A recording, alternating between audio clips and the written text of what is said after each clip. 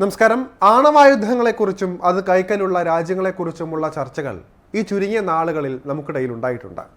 ഒരു രാജ്യത്തിൻ്റെ ശക്തി തന്നെ നിർണ്ണയിക്കാൻ അവിടെയുള്ള ആണവായുധങ്ങളുടെ കണക്കെടുത്താൽ മതിയാകും. പഹൽഗാം ഭീകരാക്രമണത്തിന് ഇന്ത്യ നൽകിയ മറുപടിക്ക് പിന്നാലെയാണ് ഇവിടെയും ഈ വിധ ചർച്ചകൾ വന്നു തുടങ്ങിയത്. മനുഷ്യരാശി ഇന്നുവരെ നിർമ്മിച്ചതിൽ വച്ച ഏറ്റവും അപകടകരവും ഭയാനകവുമായ ആയുധങ്ങൾ ഏതായിരിക്കും? അതിൽ മുൻപന്തിയിൽ നിൽക്കുന്നതാണ് ന്യൂക്ലിയർ ബോംബുകൾ.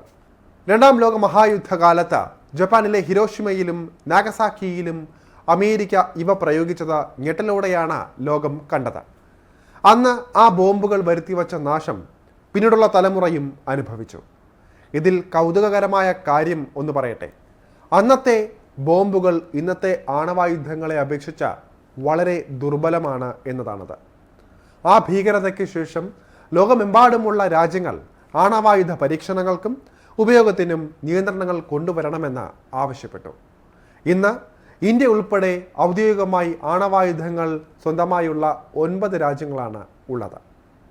1974 ഇന്ത്യ ആണവ ശക്തിയാകുന്നത്. 1964 ചൈന ആണവ പരീക്ഷണം നടത്തി ഭീഷണി മുഴക്കിയതിന് പിന്നാലെ പാർലമെന്റ് സമ്മേളനത്തിൽ അടൽ ബിഹാരി വാജ്പേയി ഒരു ആറ്റം ബോംബിനുള്ള മറുപടി ഒരു ആറ്റം ബോംബ് തന്നെ ആയിരിക്കണം എന്ന് അഭിപ്രായപ്പെട്ടിരുന്നു.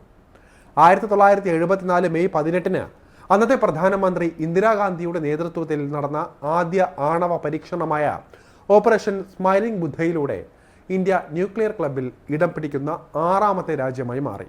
1998 മെയ് 11 ഇന്ത്യൻ സൈന്യത്തിന്റെ പൊഖ്രാൻ ടെസ്റ്റ് റേഞ്ചിൽ ഓപ്പറേഷൻ ശക്തി എന്ന പേരിൽ ഇന്ത്യ 2ാമത്തെ ആണവ പരീക്ഷണം നടത്തി. മെയ് 11 ശക്തി 1, ശക്തി 2, ശക്തി 3 എന്നിങ്ങനെ 3 ആണവ ബോംബുകളാണ് ഇന്ത്യ പ്രയോഗിച്ചത്. 2 ദിവസത്തിന് ശേഷം മെയ് 13 മറ്റ് 2 ആണവ ബോംബുകളായ ശക്തി 4, ശക്തി 5 എന്നിവയും പരീക്ഷിച്ചു. അന്താരാഷ്ട്ര തലത്തിൽ നിലനിന്നിരുന്ന കടുത്ത സമ്മർദ്ദങ്ങളെയും ശത്രു രാജ്യങ്ങളുടെ വലിയ നിരീക്ഷണ വലയത്തെയും മറികടന്നായിരുന്നു ഇന്ത്യയുടെ ആ ഒരു നേട്ടം. 1998 പാകിസ്ഥാനും ആണവശക്തിയായി. ചൈനയും ഇന്ത്യയും പാകിസ്ഥാനും ഒരുപോലെ ആണവായുധങ്ങൾ പരീക്ഷിച്ചു എങ്കിലും അന്തരീക്ഷത്തിലും ബഹിരാകാശത്തും വെള്ളത്തിനടിയിലും ആണവ സ്ഫോടനങ്ങൾ തടയുന്ന ഭാഗിക പരീക്ഷണ നിരോധന ഉടമ്പടിയിൽ ഇന്ത്യ 1963 ഒപ്പുവെക്കുകയും അത് അംഗീകരിക്കുകയും ചെയ്തു. എന്നിരുന്നാലും ആണവ നിർവ്യാപന ഉടമ്പടിയിൽ ഇന്ത്യ ഒപ്പുവെച്ചില്ല. ആണവ ഭീഷണികൾക്കിടയിൽ മനുഷ്യരാശി ഇന്ന് വരെ നിർമ്മിക്കപ്പെട്ടിട്ടുള്ളതിൽ വെച്ച ഏറ്റവും ശക്തവും ലോകത്തെ ഒന്നാകെ തകർക്കാൻ കെൽപ്പുള്ളതുമായ ആണവ ബോംബുകളിൽ 1ാം സ്ഥാനം റഷ്യയുടെ സാർ ബോംബയ്ക്കാണ്. മനുഷ്യ ചരിത്രത്തിൽ നിർമ്മിക്കപ്പെട്ടിട്ടുള്ളതിൽ വെച്ച് ഏറ്റവും മാരകമായ ആണവായുധം എന്നാണ് ഇതിനെ വിശേഷിപ്പിക്കുന്നത്. സോവിയറ്റ് യൂണിയൻ നിർമ്മിച്ച ഈ ഭീമാകാരമായ ബോംബ് 1961 പരീക്ഷിച്ചത്. ജപ്പാനിലെ ഹിരോഷിമയിൽ 2ാം ലോക മഹായുദ്ധകാലത്ത് അമേരിക്ക ഇട്ട അണുബോംബിനേക്കാൾ 333 മടങ്ങ് ശക്തിയേറിയ സാർ ബോംബ റഷ്യൻ ആർട്ടിക് മേഖലയിലെ ഒരു വിദൂര ദ്വീപിന് മുകളിൽ ഏകദേശം 10 കിലോമീറ്റർ ഉയരത്തിൽ വെച്ച് പൊട്ടിത്തെറിപ്പിക്കുകയായിരുന്നു. ഈ സ്ഫോടനത്തിൻ്റെ ശക്തി 58 മെഗാടൺ ആയിരുന്നു. 1945 ജാപ്പനീസ് നഗരമായ ഹിരോഷിമയെ നശിപ്പിച്ച ബോംബ് കേവലം 16 കിലോ ടൺ മാത്രമേ ഉള്ളൂ എന്ന് ഓർക്കണം. സൂര്യനെ ശക്തിപ്പെടുത്തുന്ന അതേ ഊർജ ഉൽപാദന പ്രതികരണമായ ന്യൂക്ലിയർ ഫ്യൂഷനിൽ നിന്നാണ് ഇതിൻ്റെ അവിശ്വസനീയമായ ശക്തി ലഭിച്ചത്.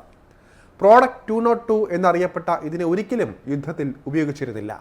അത്രയും ശക്തമായ ഒരു ബോംബ് പിന്നീട് നിർമ്മിച്ചിട്ടും ഇല്ല.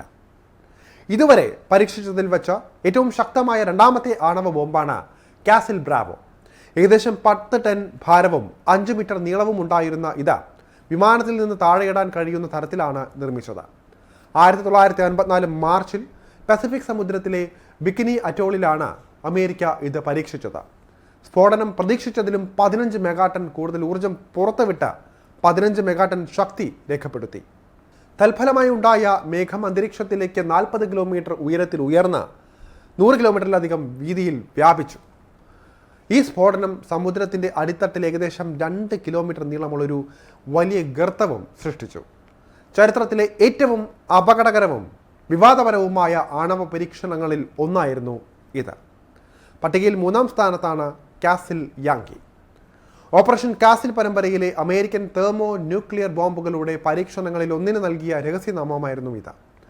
അമേരിക്ക അവരുടെ കാസിൽ പ്രോഗ്രാമിന് കീഴിൽ പരീക്ഷിച്ച മറ്റൊരു ശക്തിയേറിയ ആയുധമായിട്ടാണ് ഇതിനെ കണക്കാക്കുന്നത്. വലിയ നാശം വരുത്താൻ ശേഷിയുള്ള എന്നാൽ താരതമ്യേന ചെറിയ ബോംബ് നിർമ്മിക്കുക എന്നതായിരുന്നു ഇതിൻ്റെ ലക്ഷ്യം. പരീക്ഷിച്ചപ്പോൾ കാസിൽ യാങ്കി 13 മെഗാടണ്ണിലധികം സ്ഫോടനാത്മക ശക്തിയാണ് പുറത്തുവിട്ടത്. അതേസമയം ആണവശാസ്ത്രത്തെ എന്നേക്കുമായി മാറ്റിമറിച്ച IV മൈക്ക് ബോംബാണ് 4ാം സ്ഥാനത്ത്. ലോകത്തിലെ ആദ്യത്തെ ഹൈഡ്രജൻ ബോംബ് ഇതായിരുന്നു. ലളിതമായ വിഘടനത്തേക്കാൾ വളരെ ശക്തമായ തെർമോ ന്യൂക്ലിയർ ഫ്യൂഷൻ പ്രക്രിയയാണ് ഇതിലുപയോഗിച്ചിരിക്കുന്നത്. 1952 പരീക്ഷിച്ച IV മൈക്കിന് 10.4 മെഗാടൺ ശേഷിയുണ്ടായിരുന്നു എന്നാണ് വിവരം. പസഫിക് സമുദ്രത്തിലെ എലുഗലാബ് ദ്വീപിനെ ഇത് പൂർണ്ണമായും തുടച്ചു നീക്കി അവിടെ ഒരു വലിയ ഗർത്തം സൃഷ്ടിച്ചു.